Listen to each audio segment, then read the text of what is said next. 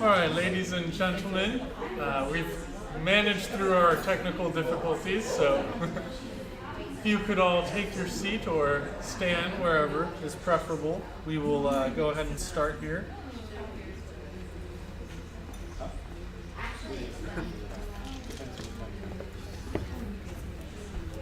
So I will start by introducing myself. My name is Colby, for everyone who doesn't know. I am involved with the outreach team. I'm the project manager for the food co-op.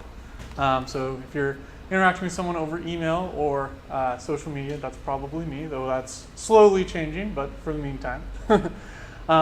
So first I wanted to give a thanks to Alex here for hosting us. Alex has also put together a promotional thing that I want to give her the floor for a moment here.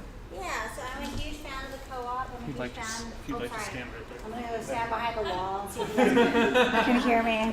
I don't enunciate well, so you'll have to read my lips for part of this. I apologize.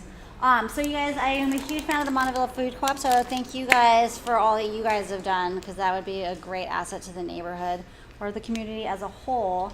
But also, I'm a big fan of promotions as well, and health and fitness. So I have some of these little Montavilla Refer a Friend food co-op coupons I printed up. So anybody, I'm going to give everybody one before you guys leave. You are not obligated to use it personally, but if you have somebody that you're thinking might be interested in CrossFit, I am donating 30% of their first month's foundations dues towards the co-op. So foundations we just are raising the price to $175, but 30% of that will go, it's usually $150.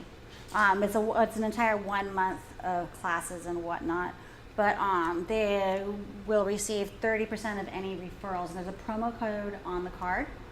And so anybody that, if you guys are interested, you can keep it for yourself. If you have somebody else, you can give it to somebody, but just to help them kind of get a little bit up and a little bit more capital. I would love to help you guys get a co-op in the area. So there's that. So if I could just walk around and hand these to you guys, and then I'll be. Thank you. Oh, yeah. Great. Yeah. I'm excited to. Yeah, 30% off of your first month will go towards the co-op directly.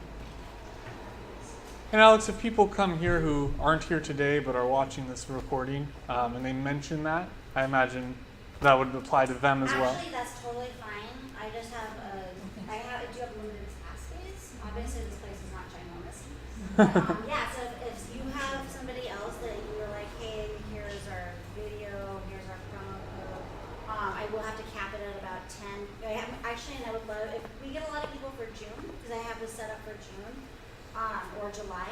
So if we get a ton of overflow past June and July, I'll figure out how to help accommodate. But we'll have about 10 people that we can fit into our foundations just due to space and coaches and all that good stuff.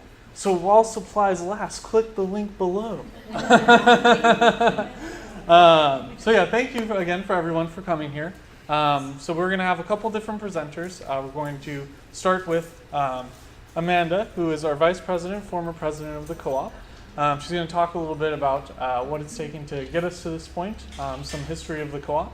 And then we're going to have our new board president, Caitlin here, talk about sort of where we're at now, where we're looking to go in the future. And part of that is obviously the site selection committee, as I'm sure you may have heard about. So we're going to have, who's going to be our chair, Ali here, talk a little bit about what that entails.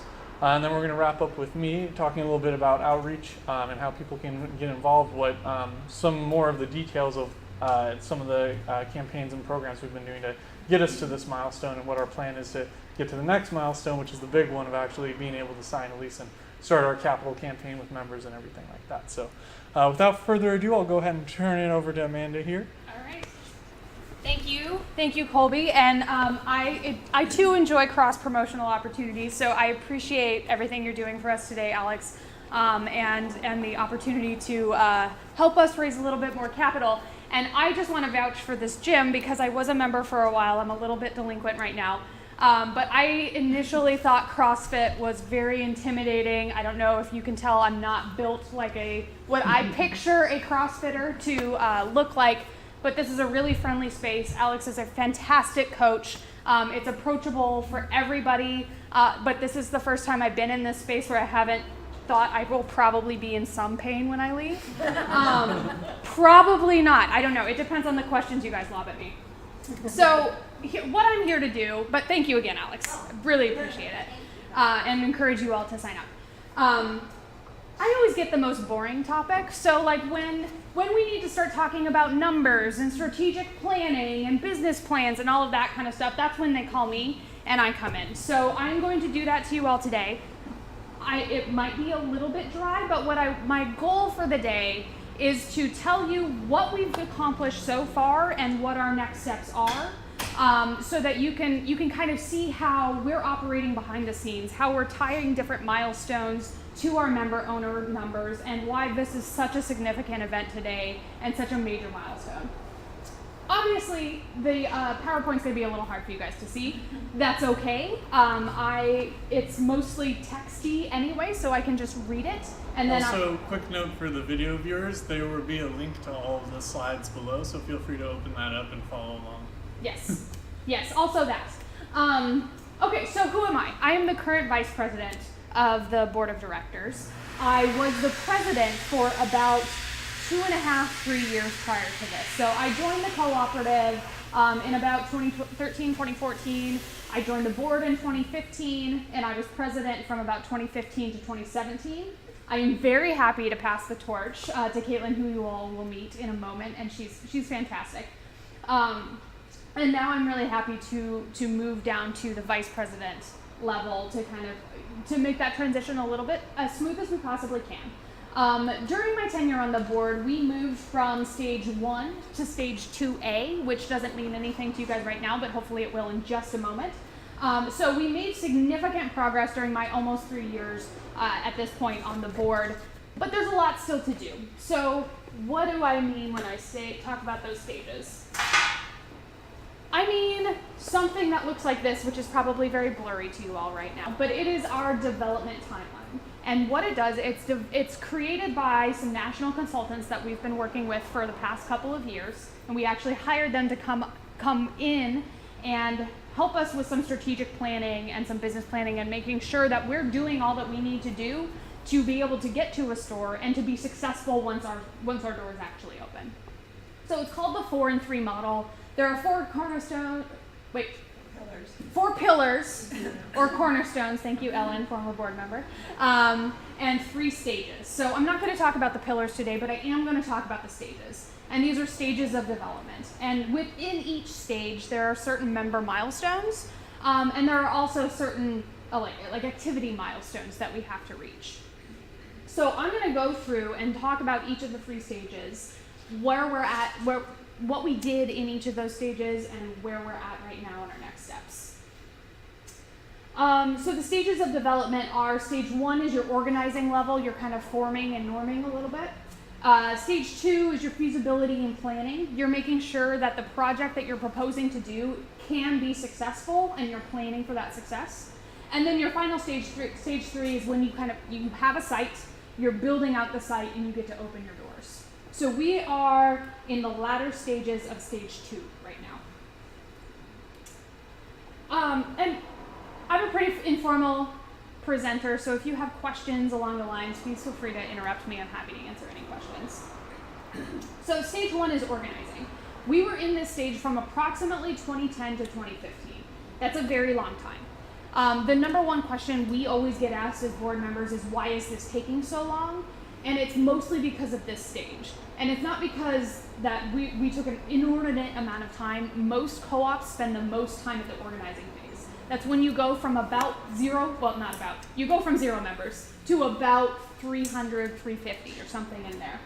And the reason it's such a difficult phase is that you are selling an idea. You're selling a notion. It's really difficult to get somebody to invest in something that they can't tangibly see, and they don't know when they will be able to. So it's a challenging stage.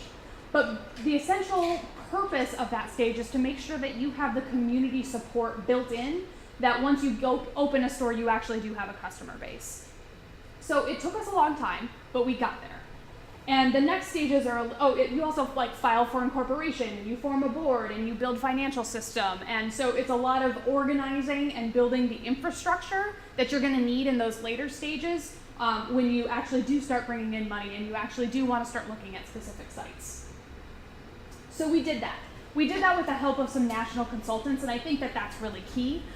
We didn't make up this system. We didn't check the boxes that we thought made the most sense. We followed a process that has been proven to work throughout the country, and we relied on experts that have told us this is what you need to do to make sure that you're going to be successful. The next couple stages, even though there's 3 stages, they break them up into phases within those stages. So we're going to start on stage 2A, and this is your feasibility stage. So in the feasibility stage, you've already built some community support. You know the idea is sellable in your area, but the next stage, you really have to figure out whether or not your area can support an actual store. So that's when you do what's called a market feasibility study. Also, an expert comes in and assesses the local real estate market, assesses your competition in terms of other grocers in the area and throughout the city, and determines whether or not you could actually open a profitable store in the geographic location that you're trying to open a store in. So for us, that's obviously Montavilla. We concentrated on the neighborhood boundaries of Montavilla. Probably the second most common question we get is, where's your store going to be? That depends on a lot of things like availability of real estate. So that's why we can't answer that question specifically. But when we had an expert come in and assess the feasibility of opening a store within the neighborhood boundaries of Montavilla, she concluded that we could successfully open a profitable store in Montavilla. So that's good. It's feasible, right? You also are doing a lot of planning during this stage for the next phase. And approximately, this is the stage between 300 and 600 members. These are obviously kind of squishy. You can't flip a switch the second you hit 600 members and say, oh, we're going to the next stage, because there are a couple of boxes you have to check, right? But we spent about a little less than 2 years, I would say, in this phase. So this is about 2015 to 2017. So you can see how the phases are starting to get really short. The first phase was about 5 years. The second half of the second phase was about 2 years. We are now in stage 2B, which is planning. This is a really critical stage in our development. This is when things start to get really real.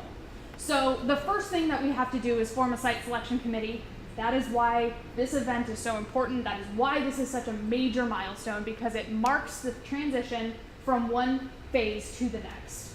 Ali is going to talk a lot more about this. Other people are going to go into greater detail on this. But this is when we start really solidifying our plan for what happens when we find a site, or when we start specifically looking at sites.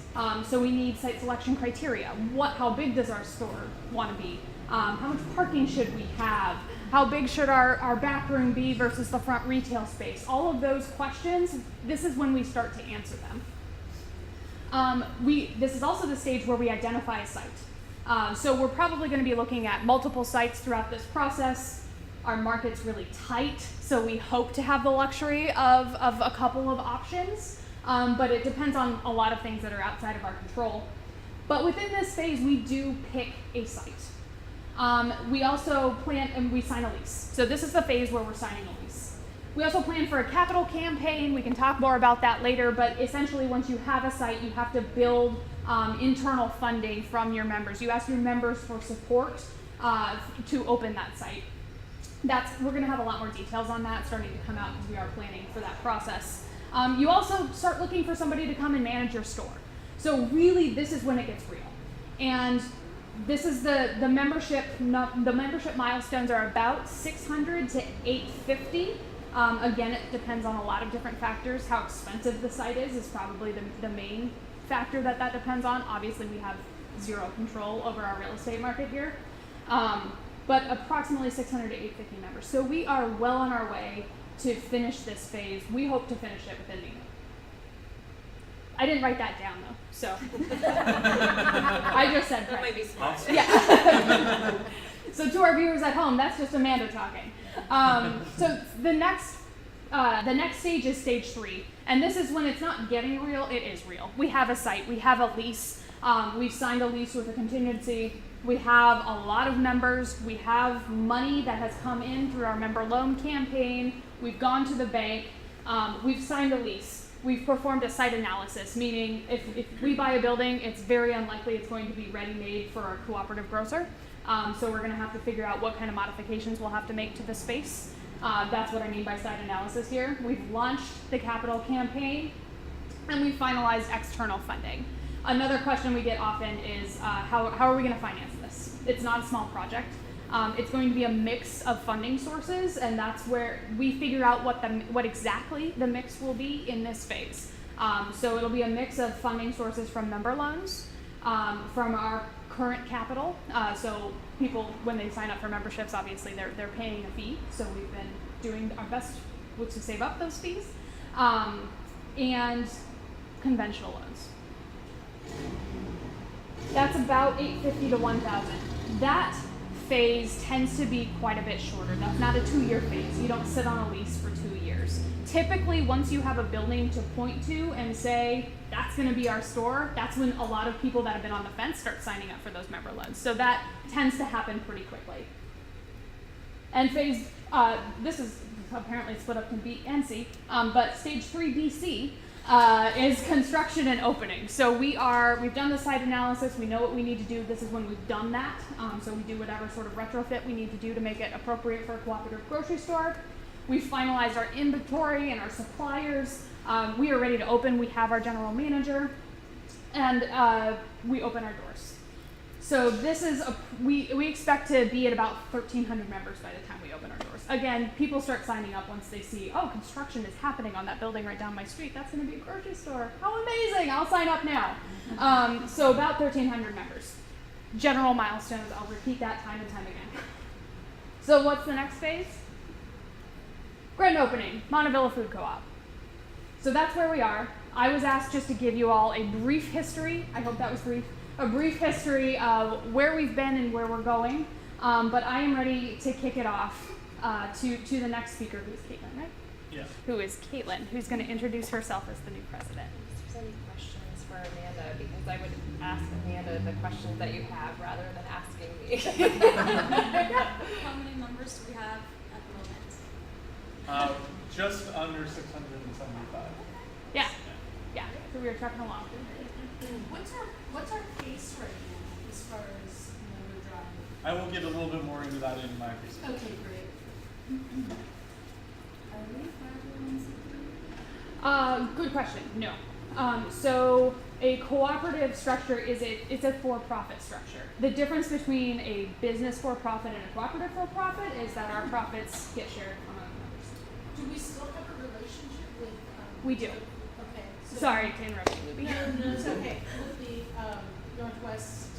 So we do have a nonprofit. Finish the question, because I still don't know. Saying yes doesn't tell me what the question is. So the question is, do we still have a relationship with Northwest Cooperative Development Center, right? And they're a nonprofit sponsor for fledgling co-ops.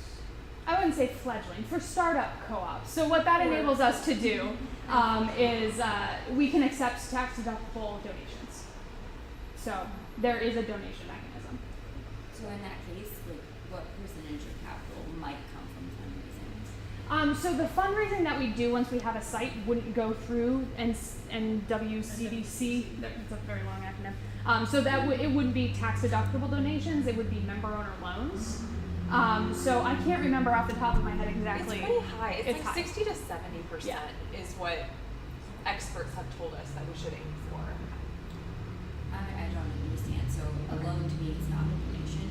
Can you just clarify that? Right. So as of right now, people can donate to the co-op. So you can do like you do with like OPB or anything else. You can do recurring donations. You can make a one-time donation, and those can be tax deductible because the donation goes to NWCDC, and then they pass it on to us. So they're our sponsor, nonprofit sponsor. Once we get to the site, and it's for startup co-ops, so that relationship will not persist once we open a grocery store and become a business that's looking to make a profit. But until we have a store, we can fundraise Right. as a donation, basically. Yes, but the member loan campaign is different. So that is a loan that the co-op would pay back to our members. I don't remember off the top of my head what the average rate of that exact is. 3,000 to 5,000. Oh, for length Yeah. of time? I don't know either. I don't know if I've heard that. Yeah. Typically, what our national consultants have told us is it's about, Ellen, correct me if I'm wrong, about 25% members I think so, yeah. do loan the co-op money that the co-op then pays back once we become a profitable business. So that's another reason why it's so important to hit those member owner milestones. I remember them very specifically saying it doesn't matter how many members you have or how big your co-op's going to be. In almost every single situation, it's about 25% of members. So if we have 1,300 members, obviously we can raise a lot more member loan capital than if we only have 800. So, because 25% is bigger. Do you have a person or a committee who is looking into grants and going to different businesses that help out with community development? Yes, that will be part of the determining the mix of our financing. Okay. So we have kept we've been really successful actually applying for different grants throughout our run. Right now we're in kind of a weird spot because we're not trying to look for grants to actually open a site, and we're not at the very early stages of development anymore.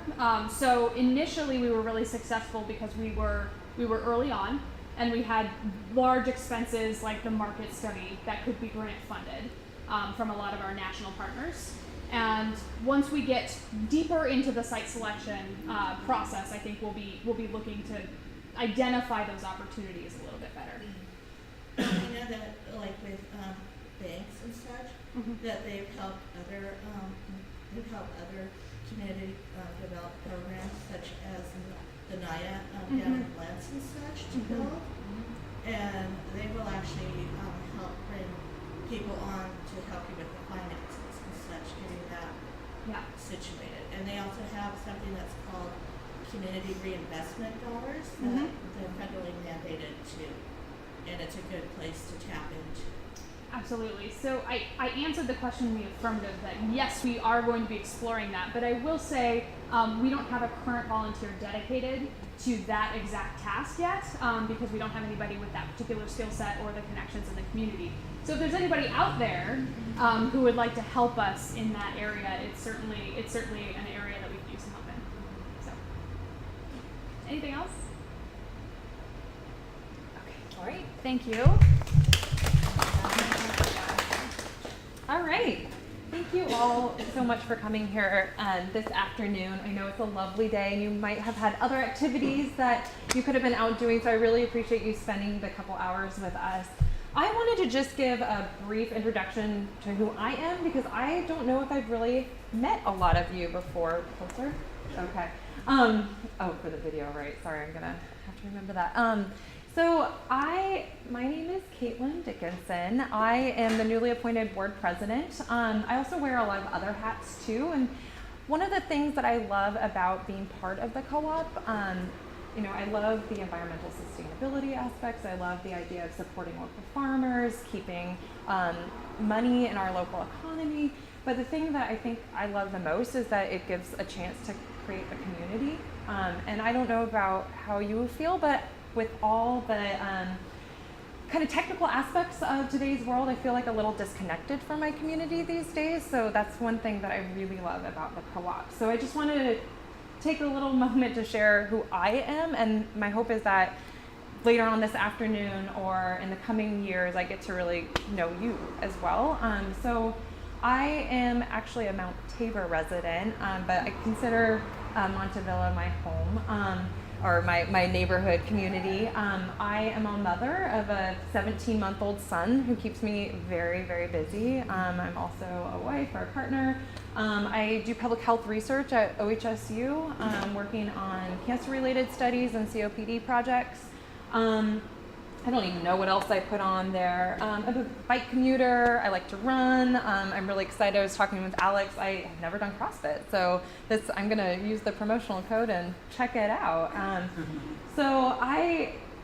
That's who I am, and I'm hoping that I get the chance to connect with you guys later on this afternoon as well. I was asked to talk a little bit about our future and where we hope to head.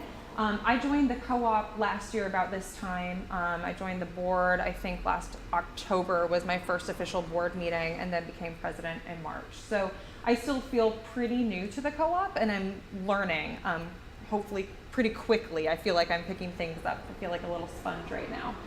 Just trying to get a little bit more familiar with our co-op and then co-op structure in general. So these goals might be a little ambitious, but this is what I'm really striving to do during my tenure. I'm really hoping, you can't see this well, but if you can see the screen, I'm really hoping that we can open a store within the next couple years. I think it would be phenomenal to be part of the ribbon cutting ceremony. And I hope to do that with all of you guys very soon. The second goal that I have is to build and strengthen relationships with our neighboring businesses and other cooperatives. I've been attending a couple events in our local community with some of the other cooperatives, just trying to learn how we can continue to stay relevant in our area. And we have so many amazing businesses in the Montavilla area as well that I think it would be great to continue building upon those relationships. And then the third one is to maintain the strong leadership structure that Amanda and previous board members have put into place. And then I wanted to just talk a little bit about how you can help. I don't know if people would feel comfortable doing this, but is everyone here a board or is a co-op member already? Okay, so you guys are you've already got into it. So the first thing is to show up, though. I really appreciate you guys taking the time to show up today. Please continue to attend events like this if you can. It feels really good to get people in the room to talk about our vision, what the structure could look like for our store. If you can volunteer any time that you have, it'd be really great to have more volunteers on our board, on the 4 committees that we have. We currently have a newly started communications committee. We have our newly formed site selection committee, or the one that we will be starting. We have our outreach committee that Colby currently chairs, and then we also have our business committee as well. So I strongly encourage people to join a committee or join our board of directors. You're welcome to attend any of those meetings, regardless if you are on the board or part of the committees. And on our Montavilla Food Co-op website, you can find the days and times for those events. If you're able to donate, like Amanda was mentioning, we're going to start the member campaign drive. So please support that if you're able. Continue to ask questions. We've been receiving amazing questions via email or in person from our co-op members about the timeline, different activities that we're engaged in. And I think that those really help me at least try to get a good pulse on what people are currently thinking in terms of the store and the structure for opening the store. So I encourage people to continue to ask questions to help us figure out how we need to frame our activities and then the direction that we're heading, and then share feedback. So kind of along that same line, continue to share feedback with us about how we're doing, your thoughts about our process. And I think that's all I had. So again, like I said, it was very brief, but thank you again so much for showing up, and I look forward to getting to connect with you. I just have a quick question. You mentioned connecting with other co-ops, and I know that's one of the cooperative principles. Yep.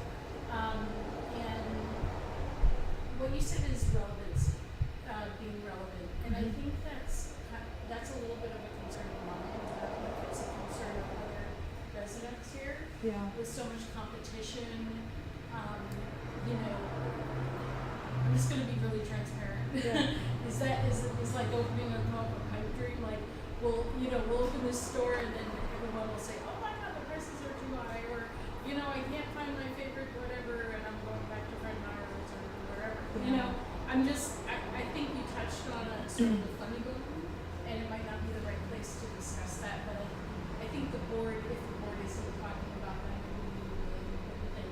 Because I think a lot of people are still unsure of what a cooperative is, and you know, and all the potential.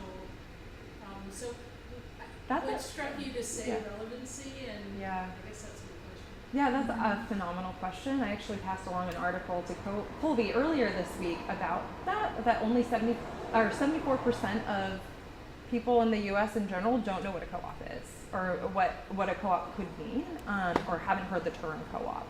And I think that's something that I'm really thinking seriously about right now too is trying to figure out, like, is it a store? What else could we incorporate? What makes sense for our community that is probably beyond being a place where you can find local organic foods, because there are a lot of places in today's in our area in Portland where you can find local organic foods, which was what co-ops, I think, back in the 70s kind of started as being one of the only people or places where you could find goods like that. So I think that's a really, pardon? I can answer some with 9%. Yeah, I think that's a great question, and that's something that I think we're going to probably start to have more conversations about, and I want to hear from other people too about what do they want in this space, because like the first thing I started with, I want it to be a community gathering place too, but what could that look like beyond, you know, like a community room, or I don't know, but I think that's a really great question. So I would just add one quick thing. When our market study consultant came to Portland, she visited all nearby grocers. And she said she had never been to a place with a greater grocery store density where they all offered local organic food. And she was actually shocked that because it's a very mathematical process, she was shocked that we could open a store given the density of grocers that we have. And she's like, people in Portland really, really like food. They really like it. And it's like, you know, I mean, if we were trying to do this where I'm from in like rural Montana with the density of grocers that we already have available, it would not be successful. It would totally be a factory. But in Portland, given our local environment, it actually is feasible. Yeah. But it is something that we talk about really frequently. And I would add one more thing. I know there are a couple questions. The only other thing I would add is those exact concerns are why we are focused on opening a full-service grocery store rather than a lot of the co-ops in Portland are people's size or Alberta Food Co-op size, where they really only have enough space to offer local organic produce and maybe some bulk items. The store that we're looking for is much bigger, and it's so that it can be a one-stop shop and it's not just about produce. Although that's a big focus as well. Have you, or the board, have you looked at co-ops in different cities outside of the Portland area, such as the Minneapolis area has a lot, and they are full-service stores, and unlike the ones in Portland that are the boutique ones that everything is out of reach of the ordinary people, working people, they're able to keep their costs down, and they're able to, some of them have like in-store brands where it's actually cheaper. They have like their $1 to $3 items, and you can get like a chicken for, you know, under $3. And they also have like a year-round farmers market, so maybe teaming up with the farmers market along with the co-op. Do you want to join the board? Because you're like, that's the exact conversation that we had. I'm interested. I am. All right. And just a disclaimer, I have 23 years of baking experience. Oh, cool. I would have to get some stuff. I currently work for a national bank. I would love to be able to help out with, like, you know, going and getting the community reinvestment stuff and all that. But I would first need to clear my Sure, of course. Yeah. But yeah, I'm more than, you know. All right. You know. We're going to talk. Okay. And to answer your question, yes. I Okay. think, we're trying to keep a pulse on not just our local area, but what's going on Maybe, you know, nationwide. take a trip, you know, Yeah. sometime and just see what they're doing versus what the rest of Portland. Because that's the disappointment, in my opinion, that's the disappointment in Portland. Like, I can't shop at Eagles because it's just way too expensive.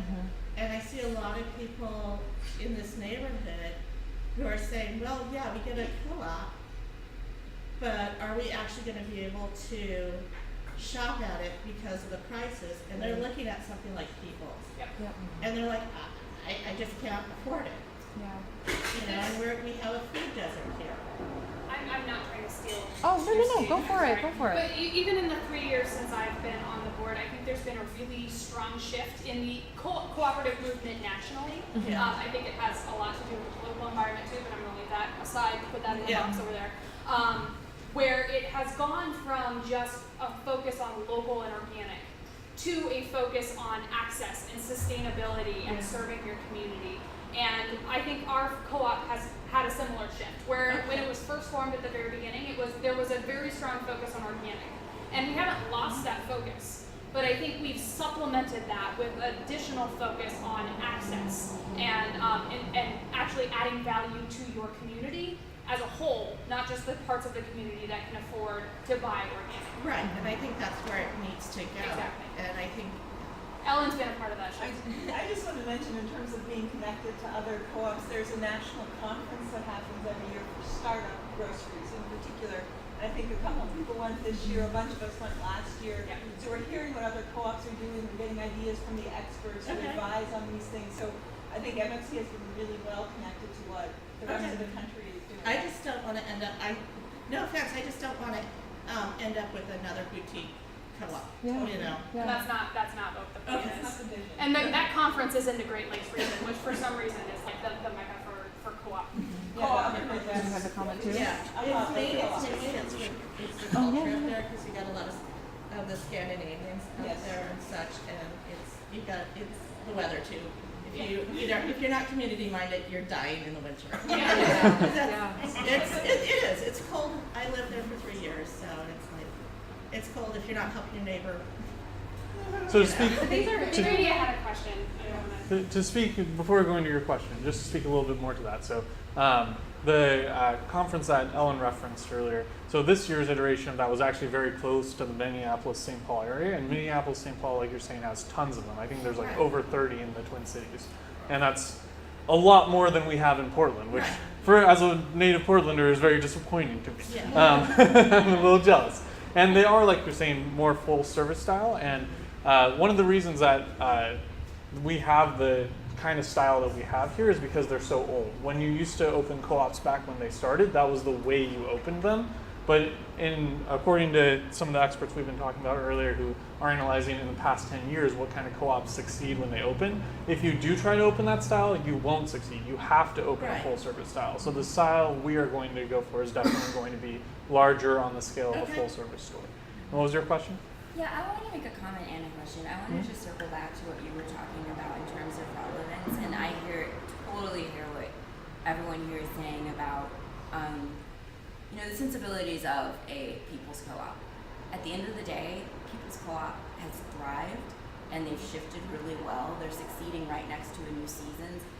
From my point of view, they've done a fantastic job of being more than just a grocery store, although they're not a full service grocery store. Their representation in social justice is really encouraging to hear you talk about co-op being more than a place to get groceries, but a place to build community, because the reality is there are plenty of places to get groceries, and I'm very excited about this happening, but that is also my And you're ultimate absolutely right. interest in a cooperative in our neighborhood. But what I want to ask is, People's Co-op named our neighborhood specifically when they said they were looking for a second location, and I'm just curious about where we are now. Has it? You said you've been meeting with everybody. I can take this what do question you know if that's about okay. that? Sure. Well, the one thing I was going to comment, the event that I attended last Sunday was actually held at People's, and they were the ones that started this conversation as how do Portland co-ops stay relevant? So I think they're actually they're asking themselves this question as well, because they are interested in opening a second site. I think Colby can answer that if he wants to. I can play off of it, but I think they're also in this kind of interesting state with trying to figure out, well, what does this mean for us? What's our future? So a little bit more detail on some of the history of us working with Peoples. So we worked with Peoples very closely over the years. When we were first, I forget exactly technically what phase it was, Amanda could probably give you the specifics on that, but when we were trying to get one of our initial studies done to see, hey, is this even feasible? Can we actually open a store in this neighborhood? Peoples actually sponsored that and gave us the funds we needed to hire somebody. So we have a very close working relationship with them, and we're at meetings with them all the time and we're discussing things with them. So when they mention the list of neighborhoods they're considering expanding to, like, we're very in a conversation with them about that. So I don't want to give any even name possibilities of how that might happen, because everything's completely up in the air and that nothing has been settled at all. But it's not something that would be any sort of competition between the two of us, and it's not something that's happening without conversation between our two groups. So there's no need for concern from that, if I can address it in that way. To be completely transparent, they're not looking at our neighborhood any longer. I think I don't think this is like a secret, but they're looking at like Milwaukee and then somewhere in Northeast Portland. So Montavilla is no longer on the table. The one thing that they have approached us with a cool idea is possibly like when we open, like maybe we'd have a shared warehouse between the two of us, so we'd be able to buy goods with a better discount or at a discounted rate, and then be able to have our separate stores in place. So I think that's the way that we're trying to collaborate with the co-ops, is we're not trying to be in competition, we're trying to see how we can succeed together. Trying to cooperate. Ellen? Just trying to build on that, there are, I think, 7 principles of cooperatives. One of them is cooperating with other cooperatives. So, but sort of by definition, a co-op doesn't compete with other co-ops, but rather helps one another. And that's, as long as I was, part of the board and part of the community, that's what I've seen. I have not felt any competitive vibes. Those are internationally established principles that both Peoples and us operate under. And just one more note on the, I forget, I think it was you, but somebody asked a question about sort of what the member loans means. So as we transition into the period where we're going to be raising the funds, because just the one-time fee of joining and becoming a member owner will not provide us enough capital to lease a location, do any renovations, get a first round of inventory, hire a whole bunch of staff. Like, all that is a lot bigger price tag than just that amount of capital is. That capital is definitely significant. But it's not enough on its own. So one of the things we want to do is, as much as possible, go to local community banks and get loans with them to help, again, try and keep everything within the community. And the most direct way we can do that is go to all of our member owners and say, hey, if you have the capital that you invest, you can invest in the co-op, and we can actually give a loan to you that you will make interest off of, and you can invest in your community in the most direct way possible by helping create a cooperative in our neighborhood. So that's an opportunity. We legally can only give that to member owners. I'll leave the mumbo jumbo on why to somebody else to explain. But so that's an opportunity that's going to be available exclusively to our member owners, and we want to, as much as possible, raise funds from that, because that gives back to our member owners in the most direct way of interest. So we want to, as we transition into raising capital that we need, we want to get as much as possible from that and as little as possible from a large bank.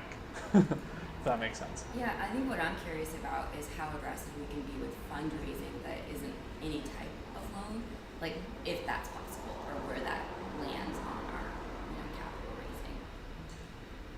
raising. We're definitely looking into opportunities to do that as much as possible, and if you would be interested in helping out, you can talk to me after the presentation.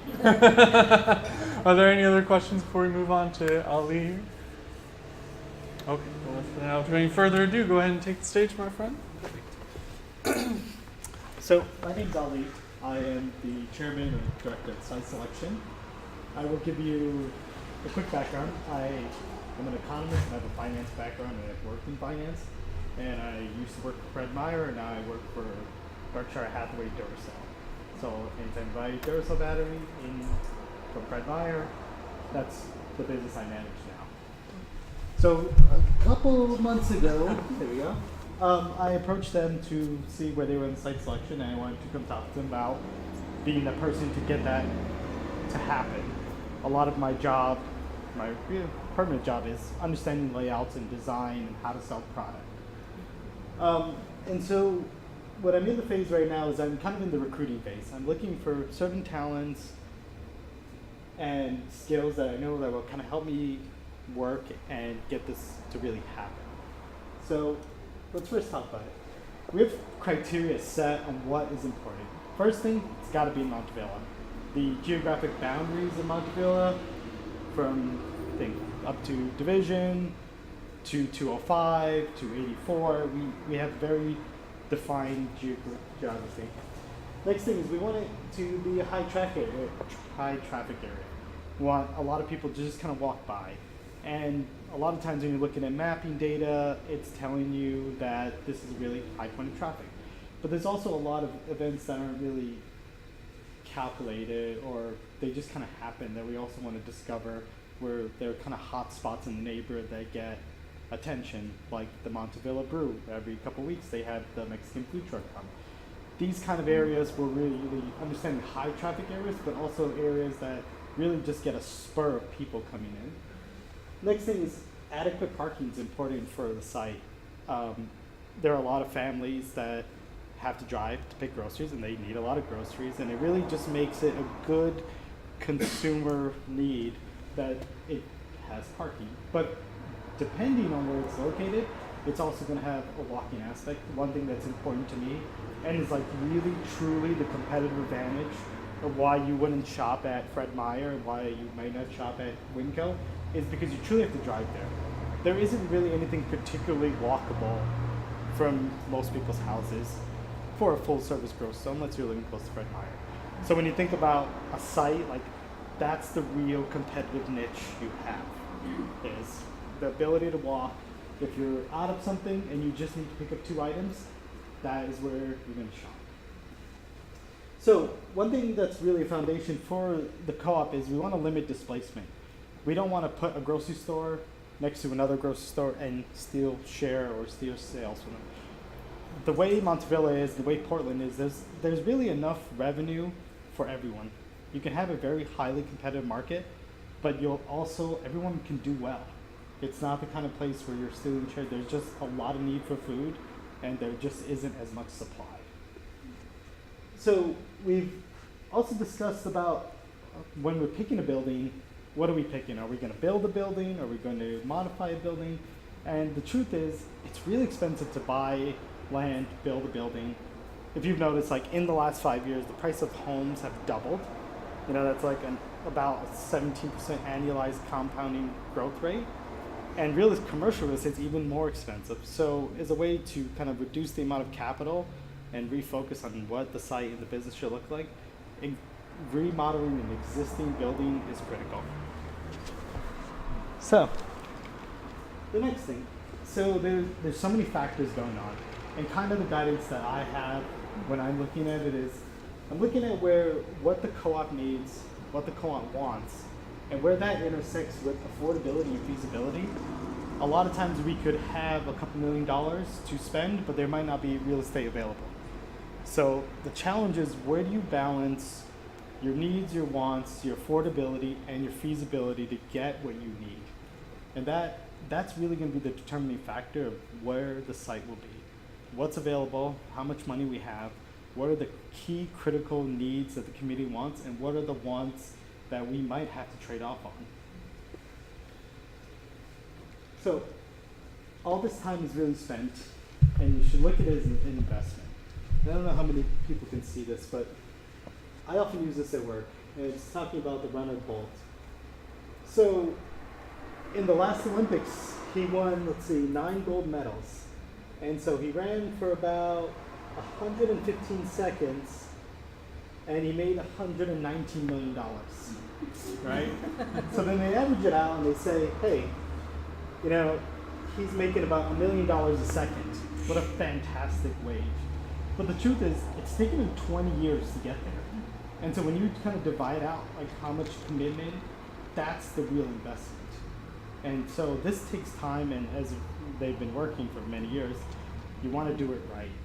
Because in the end of the day, you really just have one chance to get it right. So, for the site selection, and I'm in the recruitment phases, I'm looking for kind of a small team. I'd like to have a team of 7. It's not too big, it's not too small. You can kind of spread out work in a very effective way, but not overwhelm and not underwhelm people, but also really cherish people's opinion. And I'm looking for some skills, and I think you would actually be a very good fit. I have a finance background, but I'm also looking for an additional finance person. Someone to kind of work with me to see how much money we might need, what are the different funding sources we're going to have, the kind of loan, the kind of interest we're going to need, the expected pay date, and when we start paying back, and when we should break even. I'm also looking for someone with a sustainable building design. So we want to make this building, the imagination is to be greener, to be sustainable, but in that it's also going to be cost effective. So when it's cost effective, it'll help bring down our costs and our impact to the environment and the community. I'm also looking for someone who's very well connected in Montavilla. Someone who's like community leader or influencer or knows what's going on, and that person can help direct us to the different kind of hot spots in the neighborhood, where things are happening, when they're happening. And then someone with a grocery background, someone who's kind of worked in a grocery store, understands a little bit more about layouts and the needs. And this is also the kind of time where we're going to have some discovery phase going on, where as we walk the different grocery stores in the neighborhood, what do we like, what do we hate, what do we think is a good fit, like, you know, prepared foods I think is important. The days of just selling product and making a business successful does not exist anymore. You're not just going to sell product and maintain your business. You really have to offer something more competitive. It's a space, it's walking, it's not just on the lowest price or on the highest quality. There's more to it. So these are just kind of some criteria that we'll send out to you, but it's just the different things that I'm planning to work with the different members. So this finance, someone to work with me on the pro forma, getting together with that person to really build a good report for financing. So I've met with a couple lenders and we've kind of sketched out how much money we might need, but really understand the deep dive. These applications are really long, really tedious. The good thing is that Portland has a very subset market for these kind of loans. They have really awesome co-op loans and co-op specific because it is very much a niche, and the Portland banks and credit unions, they do this kind of financing, so they're quite aware of it. So sustainable design background, a community leader, and a grocery person. But I do want to share, like, this is kind of what I need today. But as we get closer to release, I think more and more people will come. As we get to rolling out, the team will probably get even bigger. And then I think it'll probably transition into a team that also helps manage the business. So, and I want to explain my leadership. I don't know how many people are familiar with the book called Good to Great. Maybe not. Okay. The way I work is very much humility and will. I like to listen to my team. I get great feedback. I like to get their opinion. I like to understand what challenges. A good example is if someone on my team is not speaking, I will